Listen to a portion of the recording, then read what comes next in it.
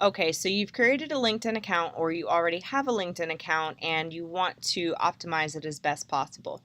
So what I'm going to do for you guys today is walk you through my profile and all of the things that you want to have on your profile as well, so that way it is completely filled out and ready to go, and anyone who wants to get in touch with you or understand more about you and what you do, it is readily accessible. So let's go ahead and begin. So as you can see, the first thing you see is that banner for the LinkedIn banner. Now, I strongly suggest going anywhere you can find a high resolution photo, or you can use a Follow Me Realty banner, and then that will always be a high resolution one you can find on the agent access under FMR logos. Always use a high resolution photo, something that is not very blurry or difficult to understand what it is. You only have a little bit of space to work with, so just make sure that it is colorful if you can, well presented, and just looks very professional. And also something that is specific for your niche. So for instance, as I'm an opera singer, I also have in the background here a picture of the Sydney Opera House. So it shows a little bit about my personality, but still keeping it professional because this is LinkedIn. The next thing you see is a very easy to see picture of myself. So on LinkedIn, because you're building your credibility with it, you want to have your picture there that people can see right there in front of you, not pictures with anyone else, not pictures at the beach. You are a real estate agent unless you were a South Beach agent on the beach all the time, like beach bum realtor. I don't know, something like that. I still recommend make sure you put a professional picture, your headshot. Outside pictures for headshots are always nice. I know you guys hear me talk about that a lot. Or you can do it inside. Just make sure that it's bright and they can see your face. Now the next thing you're going to see, the name and then the headline. So right here is the headline. You can put whatever you want. So as I'm a broker, I put the broker and co-founder of Follow Me Realty and at the Opera CEO. Now this is important because we're all about optimizing your profile and branding yourself via social media. If you have a handle that you use and it's always that same handle, we recommend using that same handle as many places as you can. Put it on your LinkedIn, let people find you and Google you beyond just your name. And so, yeah, basically you're just going to put that, and then you're going to also put what you are. In this section, headline, you can, let me just show you, it's really easy to fill it out and put as much information as you want, given the characters that you're allowed to do. So let's say that you are marketing to military. If you say, specializing in military homes, etc., or helping military buyers, etc., put something right here so that way they recognize immediately what your niche or your brand is. Your current position, make sure that you put you're obviously a real estate agent with Follow Me Realty, but you can customize that current position. So what you do is you go over to the position section, and this is where you can edit it. Now I put, again, broker and co-founder, but you can specialize it and say something different. If you want to say luxury specialist or relocation expert, something like that, whatever your brand is, again, put it there in the title so it's reinforcing who you are and what you do. You can even put your information right here. You can add an email. You can add a phone number. Again, you want people to immediately be able to access you and contact you as a real estate agent. And so right after the headline, you'll see the current company and then also your area. So that's going to be pretty standard when it comes to the school that you went to. It's automatically going to do that. There's no way to customize it. Okay, so the next section you're going to see is your summary. In the summary, you can get very creative, and again, it's just another way to market yourself, your brand, your niche, and tell people what you're all about. So I put a lot of different information here, just basically a little bit about my background, and also I have a squeeze page, and this is going to be from the squeeze page training that we taught you on the LinkedIn how to create a leads page.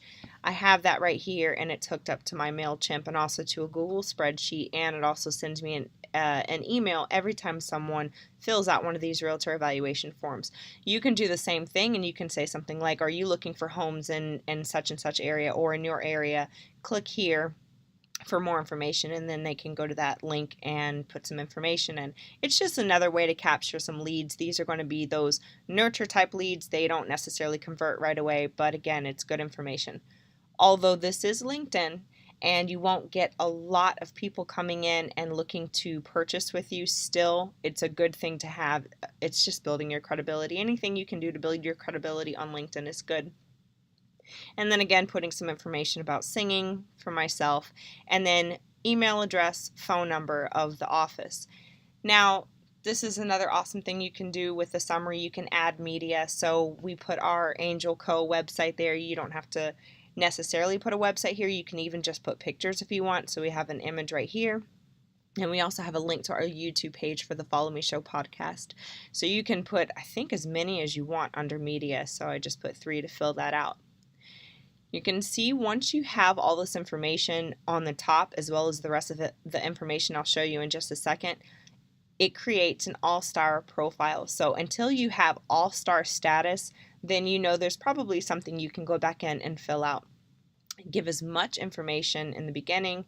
Just fill your viewers and your industry partners with information, as much information as you can to define who you are.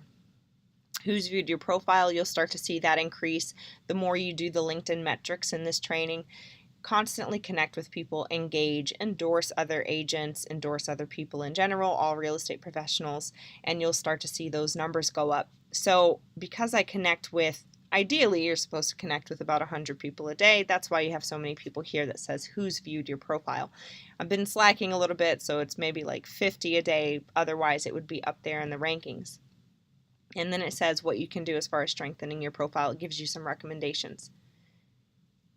Here's the area for blogs and articles too. So this is really good because this is going to be seen on your public profile. So if you ever write any articles, any blogs, which you should be, put it in LinkedIn because they can see, again, just more about you. So if you have a specific area, you just love downtown Orlando and you put some pictures up, you add a few pictures into an article and you just write a nice little thing about top 3 reasons to live in downtown Orlando, or why it's for millennials these days, whatever it is that you do, put it there and make sure that people see it.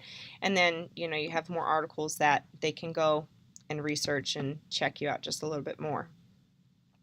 Now, the next thing you're going to see over by articles to the right-hand side is your recent activity. So here's where it gets really important on what you're liking and commenting on LinkedIn. Guys, don't use LinkedIn like you might use for Facebook, and you shouldn't even use Facebook this way, but a lot of people do this.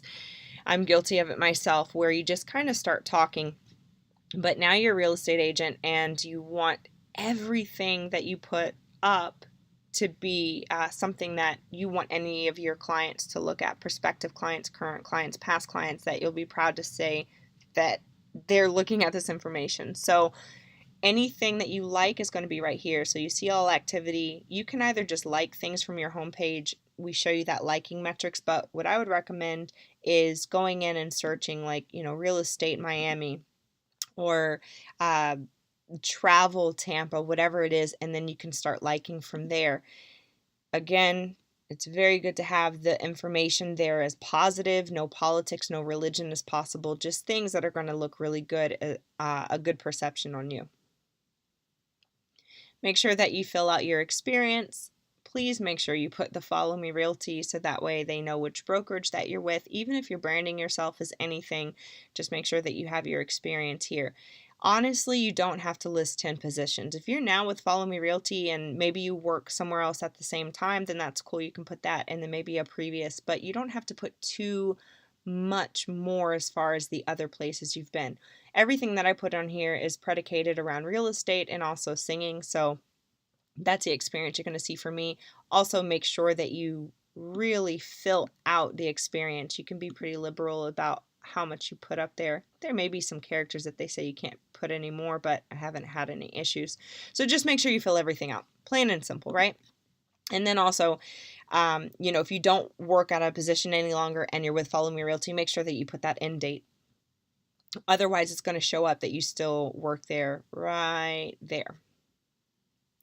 And that's the gist of it. Put your experience. Oh, and another thing, when you go down here below all of this, you can put a few other things under volunteer experience. So if you have any volunteer experience, make sure you put that there. It's really good look on you if you have some volunteer experience as a new realtor.